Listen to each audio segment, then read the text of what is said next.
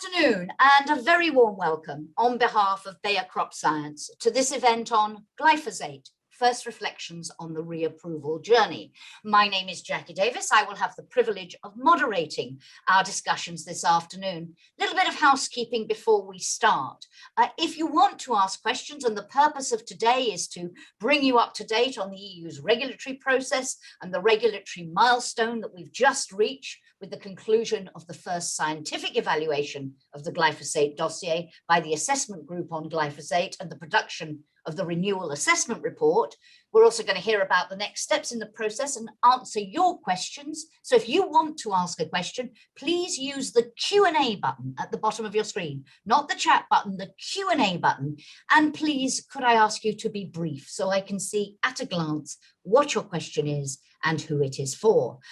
When the time comes, I will allow you to talk and ask you to activate your microphone. No need to activate your camera. We will minimize the risk of technological challenges by simply hearing your voice. That's if you want to raise your hand. So you either write it in the Q&A box or you raise your hand, click on the raise hand button, and then I will allow you to talk when the moment comes. If you would like to tweet out about what you are hearing this afternoon, and we do encourage you to do so, please use the hashtag #ScienceAndGlyphosate. So, as I said, we're going to get an update on where we are in the process, hear about next steps, and try to answer all your questions. So in this first brief presentation, I would like to give you an introduction to glyphosate, what the dossier is about and the regulatory process, and then highlight a few important topics of the content of the dossier to prepare us for the coming question and answer session. When we talked about proving the safety of glyphosate to the regulatory authorities, it's all about the dossier. The dossier is what we call a very comprehensive compilation of scientific data. So we as an applicant need to provide scientific information on glyphosate acting on vertebrates and invertebrates, also non-target plants, and on its properties and behavior in the environment. So basically, if you look to the picture here on this slide, everything you can see, we need to address with scientific studies in our dossier. So it's mostly, of course, about human health, but for a plant protection product, it's really also about the properties and behavior in the environment and on any non-target species. And we are addressing all that following guidelines and conducting the studies following good laboratory practice, GLP. That is the most important worldwide quality standard for scientific studies. And then we are compiling all the information and handing over the so-called dossier to the regulatory authorities.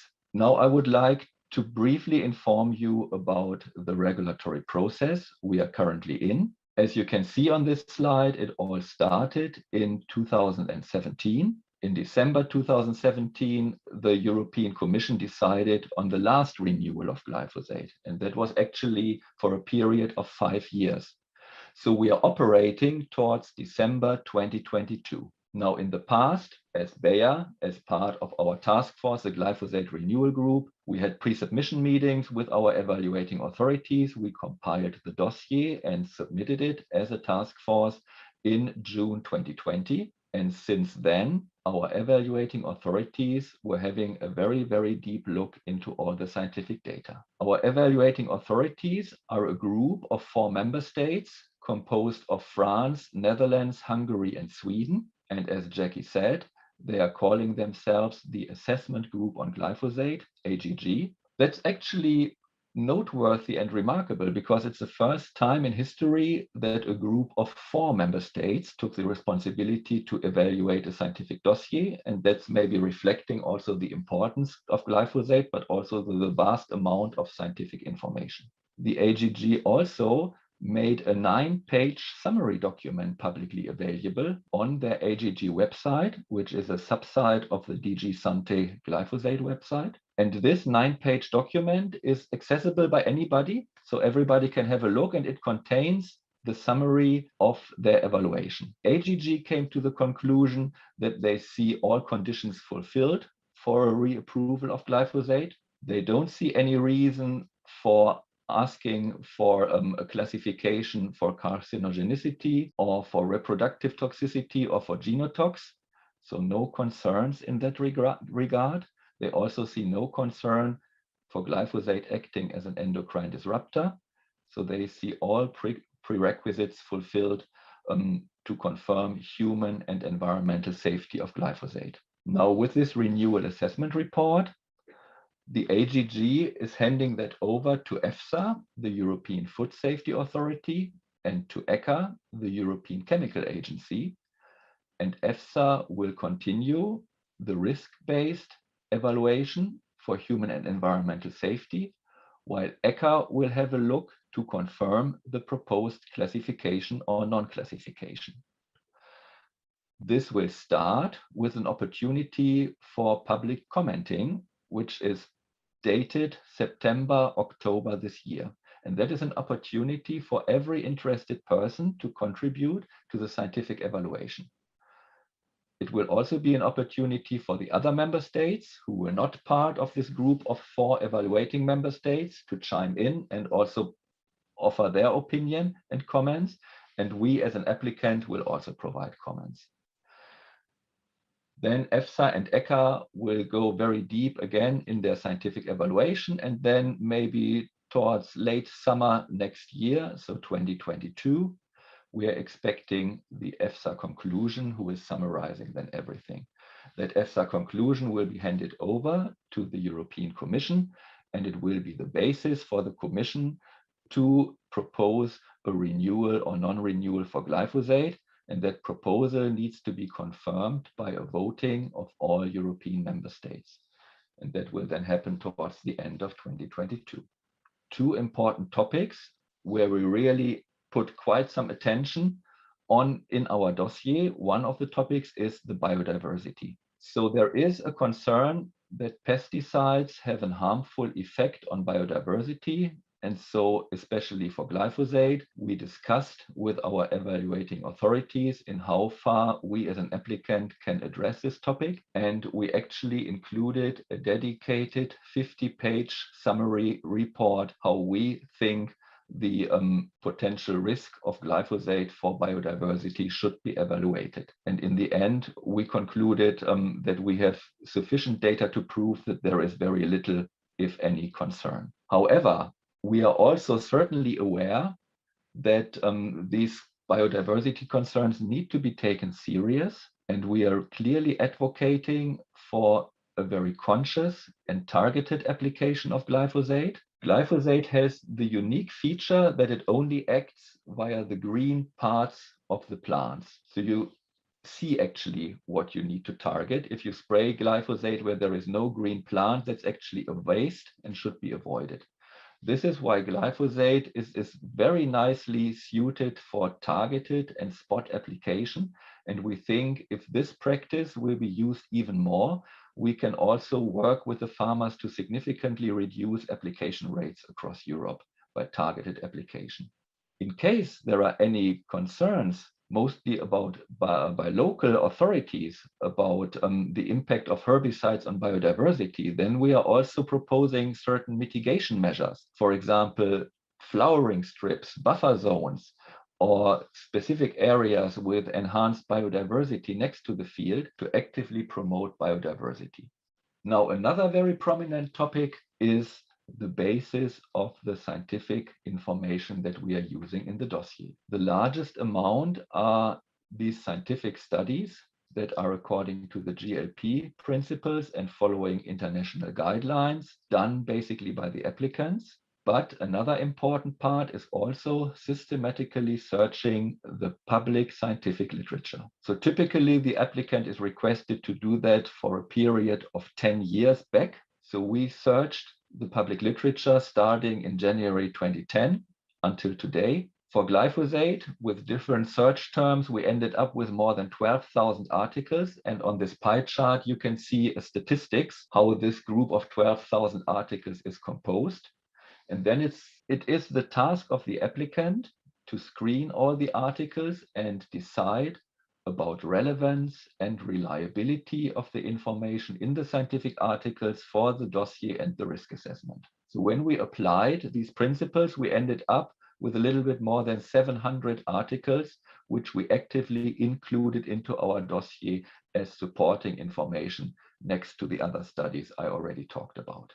Now, finally, I would also emphasize again that for us as Bayer and part of the glyphosate renewal group, transparency is very, very important in this glyphosate renewal evaluation process.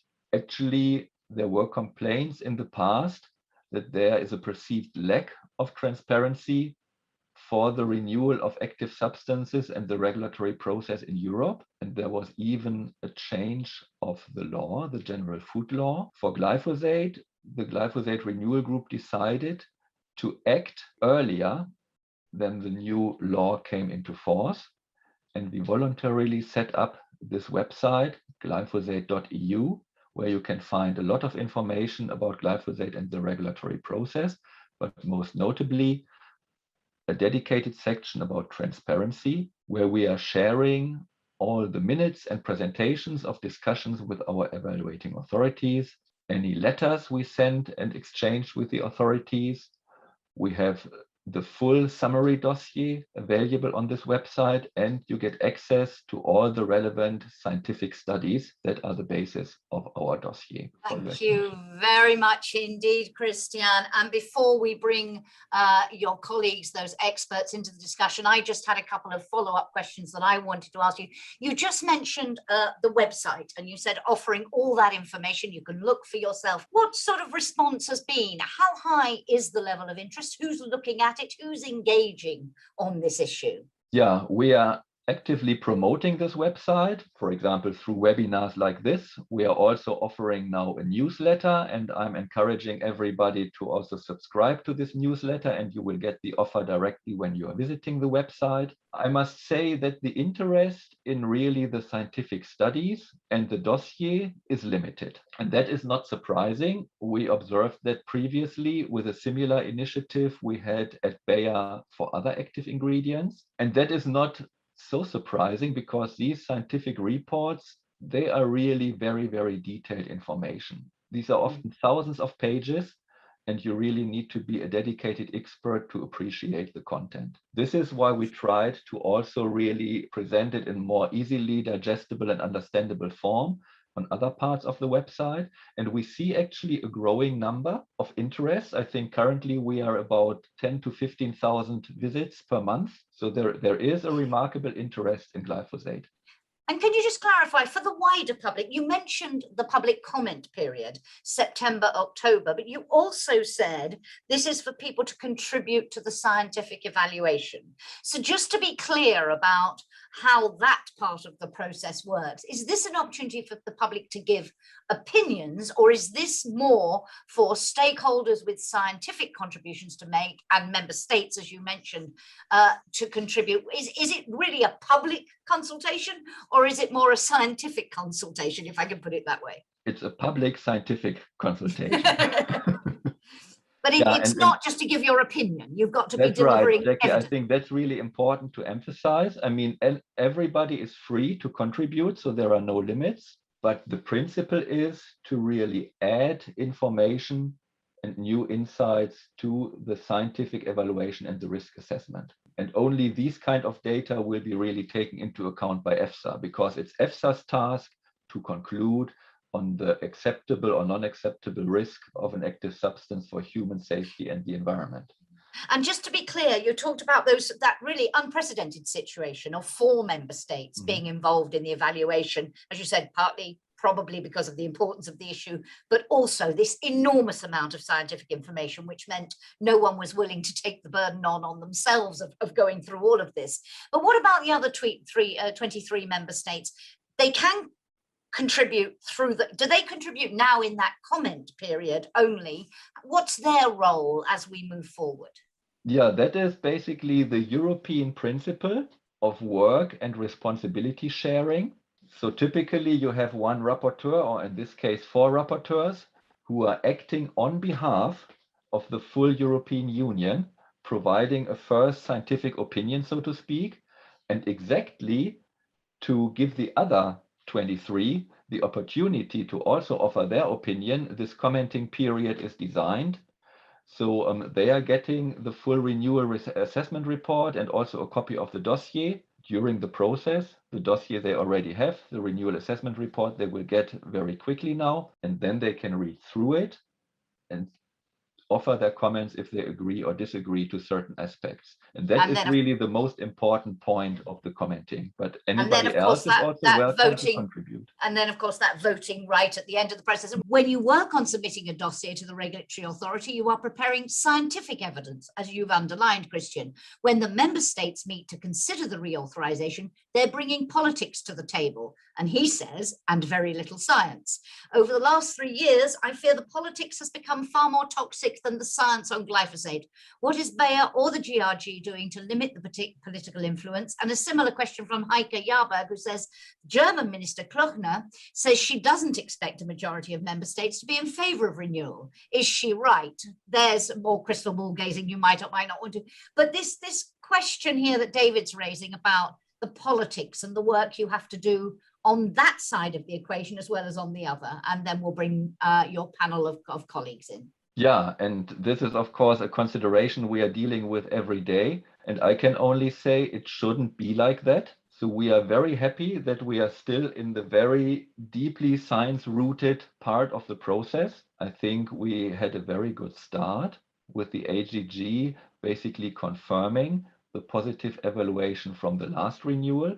So the last renewal was evaluated by Germany, another very reputable European regulatory authority, and now the AGG. So the common opinion of 4 important European member states concluded basically the same. So I think we are really well grounded in science, and I can only hope that once also EFSA confirmed that, and ECHA, this scientific evaluation and the safety of glyphosate, that then the politicians, so to speak, feel an obligation to follow that, no? Because this is really how the process is designed. It's not the intention that afterwards everything is jeopardized again, no? It's basically, of course, they can bring certain concerns to the table, and certain concerns are always then taken into account in the so-called renewal regulation, where the member states and the European Commission can prescribe certain preconditions for authorizing the products then on a national level. But it shouldn't be a question about renewal or non-renewal if you have a very positive and favorable scientific evaluation. I am delighted to welcome Giovanna Semino, a regulatory toxicology expert, David Saltmiras, Senior Principal Toxicologist and R&D Fellow, William Reeves, Issue Management, Regulatory Scientific Affairs, Virginie Ducrot, Head of Environmental Effects, and Phil Manson, Environmental Safety Agents Manager at Glyphosate. But I just wanted to start really with a basic question to you all, quick comment from, and please do indicate to me if you'd like to pick up on this. I wanted to just go back to something that Christian said right at the beginning when he said, yes, obviously this regulatory approval process, this reapproval process focuses on the question of efficiency and safety, but also there's this wider issue of the contribution that glyphosate makes to sustainable agricultural production. And I'm just wondering, do you think that the public really understand what the point is of a product, a plant protection product like glyphosate? And if they don't, what can be done to help them understand its role in conservation agriculture? Who could come in and pick up on that point for me? David, can I lure you into the process? Sure. Yeah, I think that over the last several decades, as we've become more urbanized, people have a disconnect from where our food comes from. And so there's a lot of misperception about where food comes from, how it's grown, and how agriculture has developed in its technology and its use of science in becoming more effective and safer over time. And so I think there are a lot of myths that are perpetuated over the internet that creates confusion in the public's mind. And that's why we have these expert regulators that are mandated to review technologies like glyphosate and other pesticides to ensure that they can and should be and will be used safely and appropriately. I wanted to pick up on just a couple of points before I bring the audience in. And one I wanted to draw on really was this question of biodiversity, because Christian underlined it very much in his opening presentation, that concern about the potential impact on biodiversity. You said, Christian, that you put in a specific 50-page report on this, but you really believe there is little cause for concern. Virginie, perhaps I could come to you and also to Phil on this question of biodiversity. Christian said earlier, little cause for concern, but they are concerns we should take seriously. How do you see this, and how have you tackled this issue in the renewal dossier? Yes. Thank you for this question. So there is at the moment in the legislation, biodiversity, I would say, is the only area where we don't have yet a proper guidance in Europe from the authorities how to assess the risk of a pesticide to biodiversity. So we came up for the first time with a methodology to look at the risk of glyphosate to biodiversity. We have looked both at the direct toxicity of the product, so is the product preventing the growth, the development, the reproduction of the survival of animals or plants outside of the field, and how can we prevent this? And this is typically covered in the dossier in the classical way, how this is done for all pesticides. The new piece that we introduced for the first time is that we looked at the effects that a product could have by removing the food and the habitat for animals. So this is what we call indirect effects via the food chain. This is not a question of glyphosate. This is a question that is relevant to every method that you would use for controlling the weeds.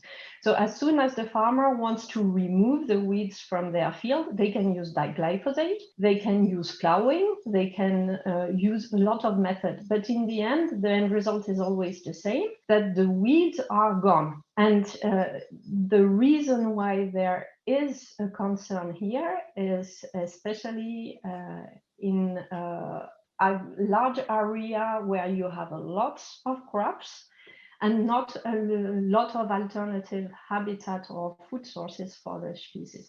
So this is where we, the academia, the scientific community, and the authorities are really looking at what we can do to promote biodiversity in these areas, whatever the weeding method used. In terms of this biodiversity question, does anybody else want to come in? There is a specific question, and Virginie, I don't know whether you can answer this, from Angelo De Mambro, and then I'll come back to you, Christian. But what Angelo De Mambro says, you might be able to answer this one, Christian. What is the state of play of the German law on biodiversity that in its inception indicated the phasing out of glyphosate? Angelo, I'll come to your other question later on.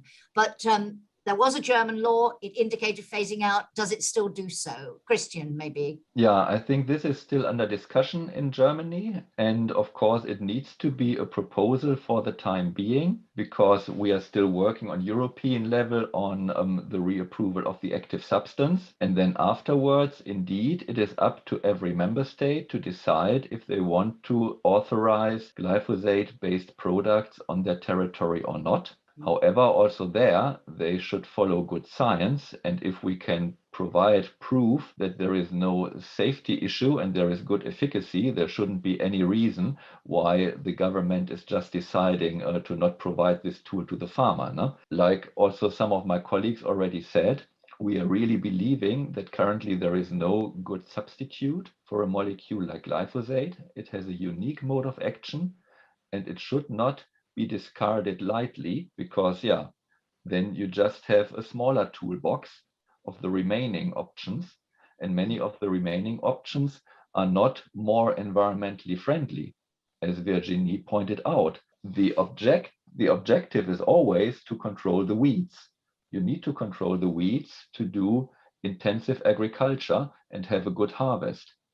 I think just over the decades, people forgot that in the past, families and children were doing hand weeding, not to really control that and to improve the weeds, the yields on the fields.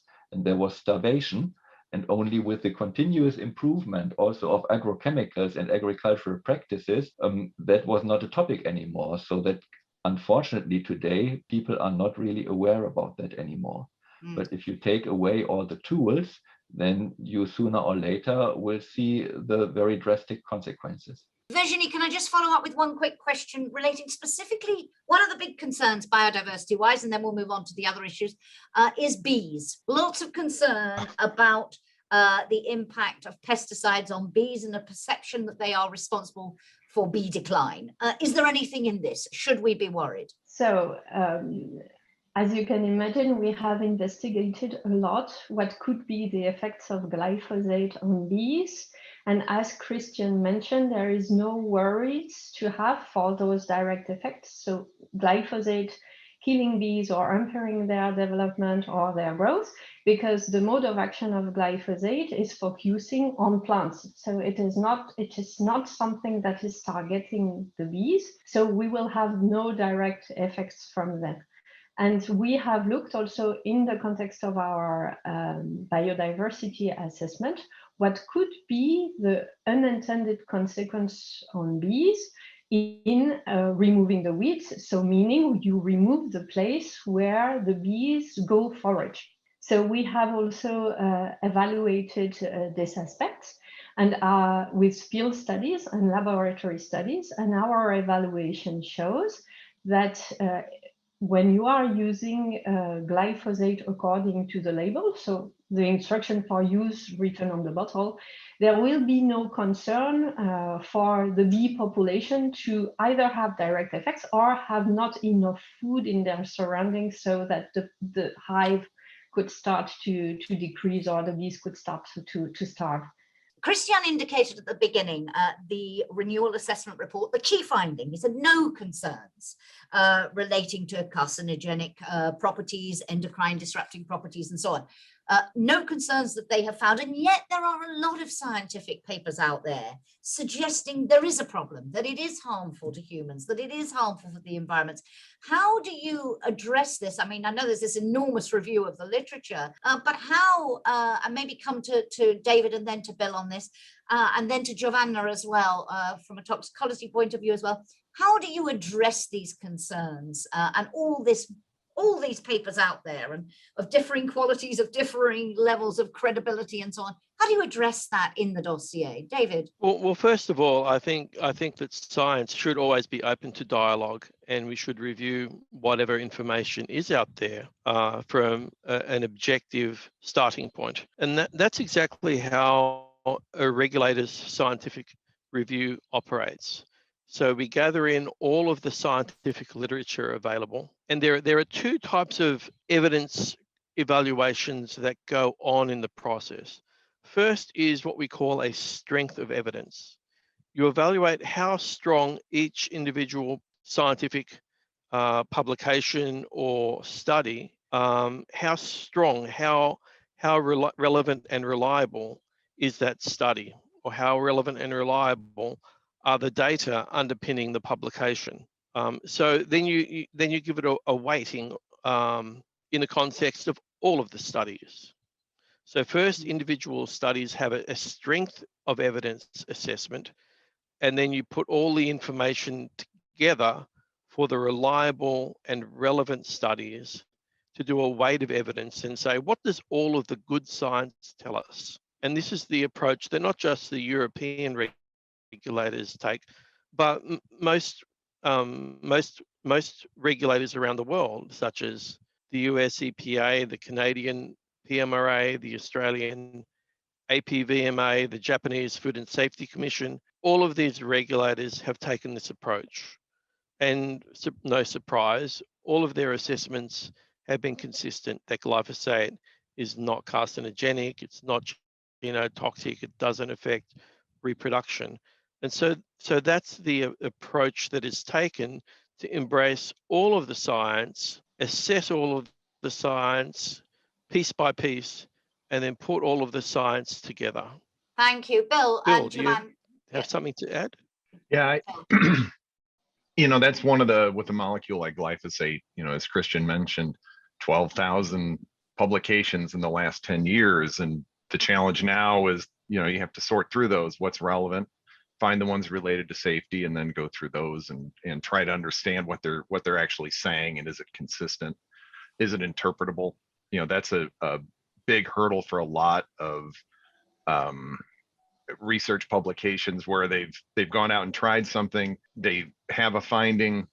Well, are those results interpretable? Can I connect that to a human health impact? Was it done in a species that I can connect back to humans in some way? Are the things I measured relevant to humans? Are the things I've measured relevant to environmental endpoints? And it's really all about the quality, as David mentioned. Regulators go through, we go through, the public can go through and look through these studies and read them and figure out, is this telling us something that is believable, that's reproducible, that's interpretable? And once those questions are answered, then the regulator can decide, is this publication in or out? And that's one of the reasons that the studies that we as industry conduct for the registration of a molecule have rules to follow about what is the study design, what's measured, and how the analysis is done, so that there's at least a core of a very understandable, defensible, credible set of studies that the regulator can use and then build on that with the scientific literature. Thank you. Joanna, did you want to add something on that? Yes, thank you. Since my colleague already gave, an overview on what matters when we make the assessment of information, scientific information. What I wanted to add is just regarding, what the authorities are assessing when they look at the information provided by the industry in our dossier. We submit summaries of our studies, but also we submit the actual study. So if there is any doubt, the authority can dig into the report. The report may consist of 4,000 pages when we look at the carcinogenicity studies. And then they can dig into the actual data and see what was called, if there is a consistency in the findings across the doses, across, the relationship that exists, from a biological point of view. And in addition, we keep talking about good laboratory practice. But what does it mean, good laboratory practice? Not only that we follow up testing guideline, but also that we have to archive all the raw data. And this raw data has to become available upon request of the authorities within 1 week. And my personal experience in working in industry, not only for glyphosate, but for other substances, it's happened to me to have request to revisit some slides from organs from a study that has been conducted in 1984 and has a request in 2016. And the advantage was that I went to the laboratory. They took out the slides from their archives, were sent to the authorities, and the authorities could understand, because in the meantime, what has changed could have changed, the nomenclature and so on. So what I want to say is that there are a lot of information, but maybe the advantage of having all these good studies under good laboratory practice is that not only transparent, but you can verify the reliability. Absolutely. David, quick one if you would. I want to move on in a moment. Yeah, what's remarkable about glyphosate is not only do we have a complete dossier and complete data set, but over the many decades, other companies that didn't initially have registration for glyphosate, as glyphosate went off patent, other companies have generated their own individual data sets. And so, in fact, there are half a dozen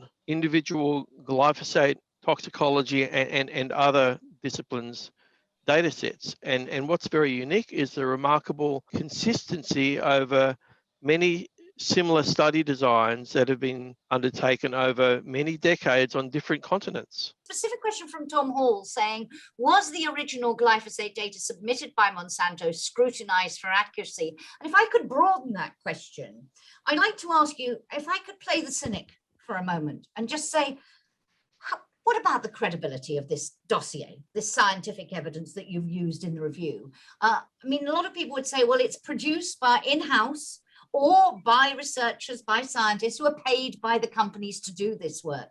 So how can we be sure of its credibility? Are we not right to be skeptical? And that links to Tom's question about the scrutiny of that Monsanto data. How should we view your role in this? Well, my role is to make sure that all this data is openly and transparently and comprehensively available to the authorities. No? That is really what we call the dossier. It's a very structured way of putting the information together. I sometimes call it like an encyclopedia of all the scientific information. And as my colleague said before, of course, it is a compilation and collection of older data, newer data. So we have about 1,500 studies in our dossier, and more than 100 have been recently prepared to also really fulfill latest guideline and study requirements. So this is really also the objective of a new renewal, to produce the information according to the latest science and guidelines, but also to not ignore the old information, because you may see contradiction. But as, for example, David pointed out for glyphosate, this huge data set all points into the same direction. There is a very big amount of consistency in the data, which is actually a beauty, because then you are even more confident that you are not overlooking anything. Thank you very much. I don't know if anyone else wants to come in on that point. David, quick one, and then I want to see if we can get Phil back, and then Virginie as well. David.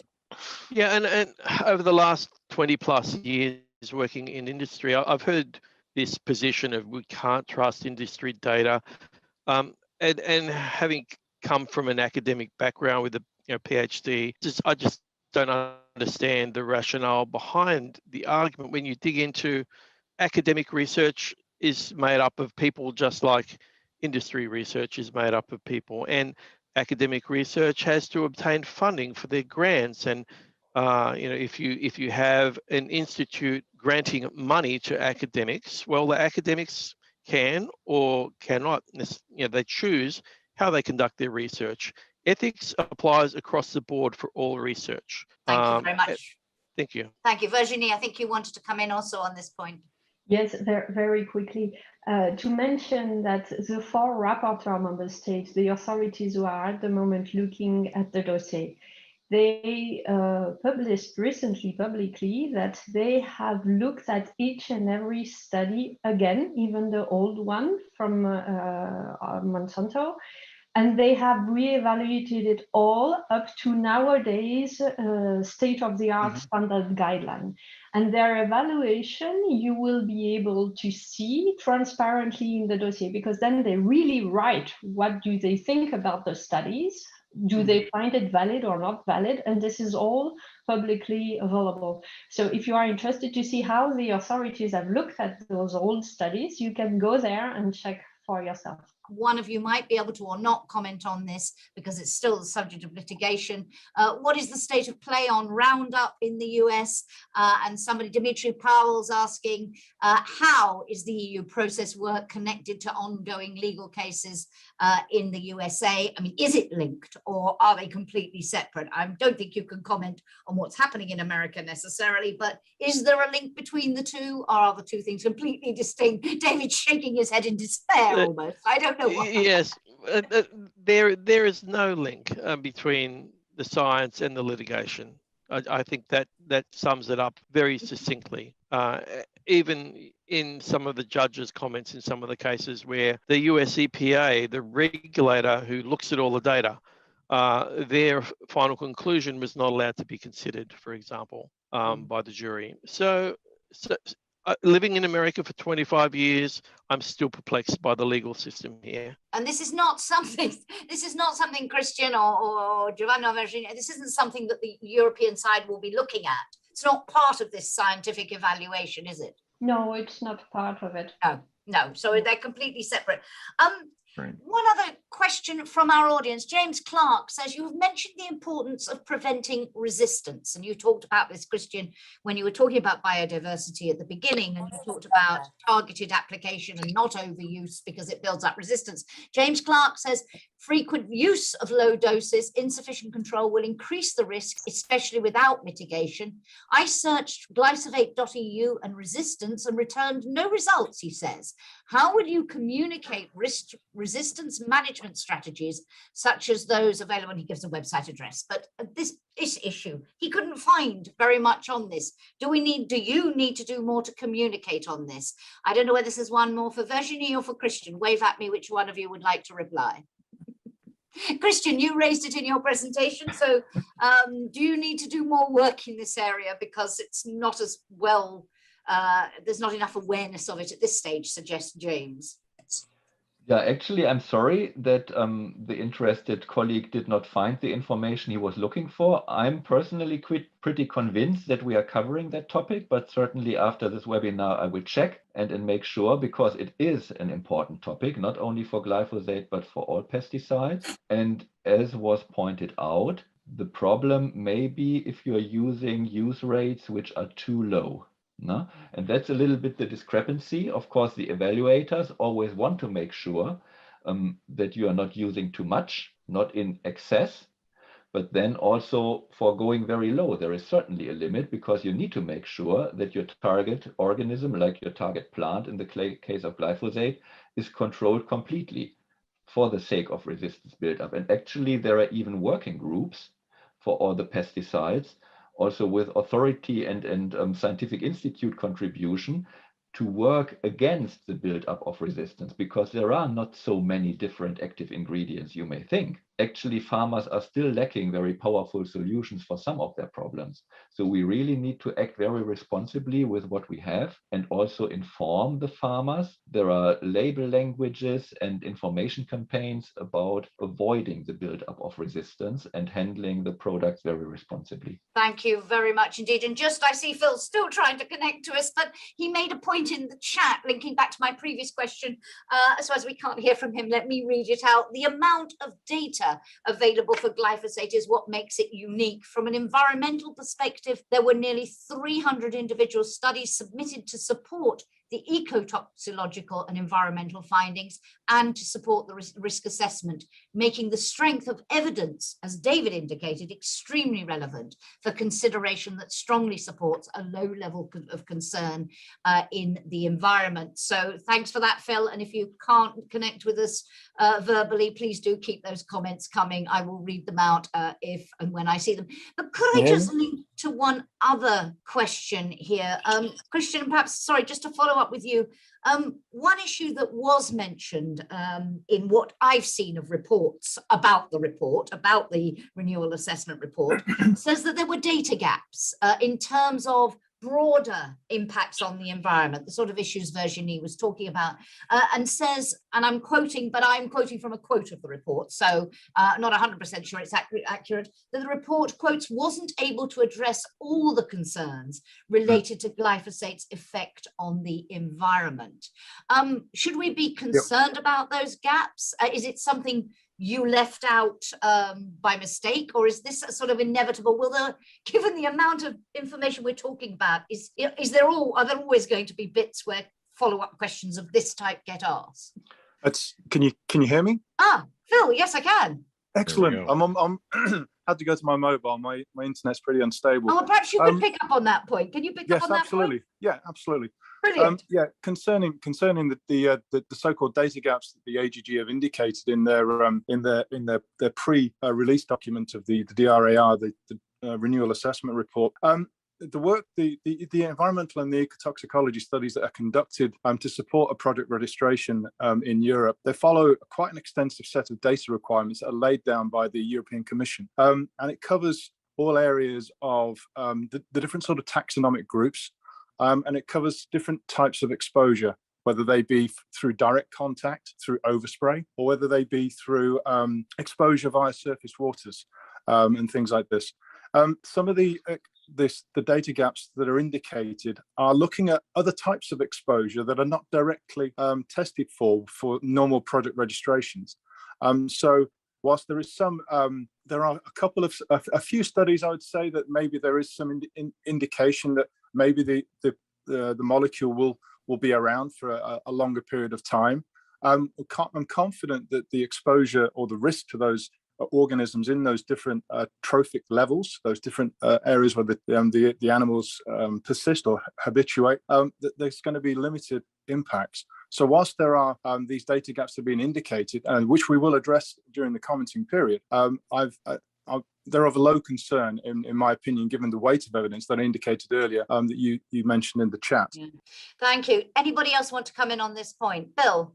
Yeah, one of the things to point out about data gaps, I mean, that's the point of the review process, is we submit the data we have based on what the regulators say, and then we get the feedback from the regulator, it's complete, or there's a gap, or give us another study. And that's one of the reasons I think people can have a lot of confidence in the regulatory process as it exists in the EU and many other regions and countries around the world, is that it is a process like that, where it isn't just we turn something in and they have to say yes or no. It goes back and forth. Please give us more data. And then the question is that data gap something that could change the conclusions of the risk assessment and give us a completely different answer, or is it something that refines it? And that's really what we're talking about now. The data gaps they've identified are more about refinement and making sure that they have the complete answer that they need to make a decision. In the context of this whole conversation, industry talks a lot about the importance of science-based risk communication by everybody involved. In terms of this dossier and in terms of the debate as we've seen it evolving over the last 5 years and before that in Europe, how would you, when we talk about science-based risk communication, what does it mean when we're talking about glyphosate? And is it being practiced? Is it being practiced by all the actors? And if not, is that contributing, even if, as you've said, Christian, studies, this first report says there are no concerns in these key areas, people are still worried? And is the fact that communication is not science-based risk communication, is that having an influence, do you think, on public opinion? How can we get that right? Christian? Yeah, I think industry is more and more trying to engage also with the public, opening the doors. For example, at Bayer, we are now even going so far that people can sign up to participate as observers in these industry studies, GLP studies. I think currently under Corona circumstances, it's built up virtually, but I was already participating in a test run where we are really performing a study and giving visitors the opportunity to observe. And that should also give more confidence in how thorough that work is. Of course, we can always only address a limited number of people. No? So I guess the outreach is really important, like information centers, day of open doors, but then of course also working together, hopefully with the broader media, who are still often attracted to more scare stories, no?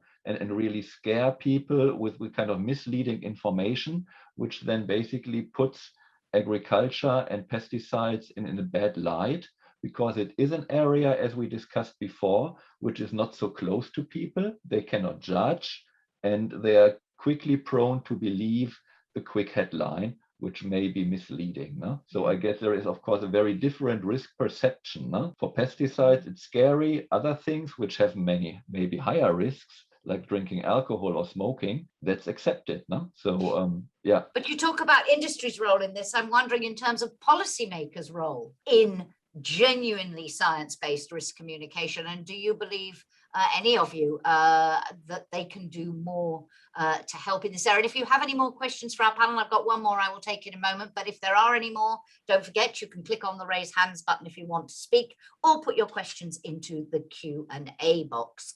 In terms of the role of policymakers in communicating these issues, we are in the middle of an evaluation process, so it's not easy.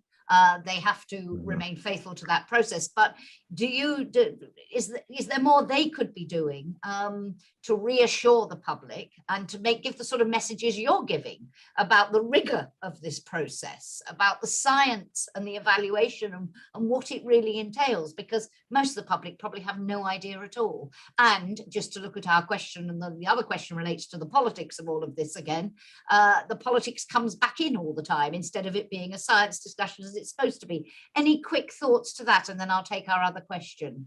Wave at me if you want to react, and if you don't, I'll move on. Yes, Bill. Yeah. So in a past life, I actually was a water quality regulator in the U.S. For the state of California, and that one of the anytime a regulatory agency can stand up and talk about their process to help the public understand, yes, we're here protecting your health and we really do our job every day, no matter what you're hearing. That's great. But sometimes it's very difficult. You can be wading into a political conversation about what is this agency doing, so you have to stay out of it. There's the official way the regulations talk about, a risk assessment. You have to stick with that language. In the US, we have no unreasonable adverse effects on the environment as the official, that's the goal line for the EPA. Yeah. That's not a very satisfying statement. That doesn't get me a lot of me warm as a layperson, I don't feel hugely confident hearing that. Absolutely. And it's like for a risk assessor, it's like, oh, yay, we did it. And I think that's something too. It's an opportunity for graduate programs in the sciences to really think about, are we also in getting our students prepared to talk about their science? I did some of that in graduate school, but not nearly as much as what I had to do once I started working in a regulated environment. I had to explain, this is the product I'm working on. This is why we know it's safe. This is what the regulators are going to do. And getting that into language that people want to listen to, that isn't boring, but makes sense. And they can go, okay, I understand how that works now. That's a big challenge. I think there's a lot of opportunity. And we are coming to the end of our discussion, but I just wanted to ask, and you don't have to contribute a thought here, but if you would like to, and that includes you, Phil, so just sort of yell at me if you do want to intervene, as I can't see you. We have up to 18 months to go in this process. As Christian said at the beginning, that all important public comment phase beginning September, October, member states involved, everybody involved. If you had a message for those involved, something you would like them, above all else, to think about, to remember as they continue this evaluation and this review, what would it be? Does anybody have something they would like to leave in the minds of the politicians, the policymakers, the regulators who are involved in reaching this decision? Bill? For me, it's the picture behind us. This is a no-till field with sunflowers in it. This is the sort of agriculture that the glyphosate enables. You don't have to turn over the soil. You can leave it in place. Erosion is decreased. Greenhouse gas emissions are decreased. This is a very environmentally friendly approach. Currently, Europe lags the rest of the world in conservation agriculture. Removing glyphosate as an option ensures they will stay there. Keeping glyphosate on the market gives European farmers the opportunity to try new things, to get into conservation agriculture, to protect soils and protect the climate. And this is a major decision with a lot of opportunity on the other side. Thank you very much. Any other thoughts before we close? Christian, a final word? Yeah, maybe again reiterating that we are all very much convinced that glyphosate is a very important tool in the farmer's toolbox to control weeds. We should not lightly discard such a valuable invention. We continue, all researching companies continue to look for new molecules with similar or even better properties, but I can assure everybody here on the call, it is not easy. It has not been very successful so far. So it is a unique kind of gem we have in our hands, and we should really then also respect the vast amount of science behind it. And on that note, it only remains for me to thank all of you very much. Thank you to our audience. Thank you for your many comments and questions, for contributing to a lively discussion. This one has some way to run, as they say in theatrical circles. But thank you so much for bringing us up to speed on where we are, where we're going, and the issues that matter and the questions that should be asked and answered as part of this process. Thank you for hosting us, and it only remains for me to wish you all a very pleasant rest of the day, and do take care. Thanks a lot. Goodbye. Thank you. Thank you. Bye-bye. Bye-bye.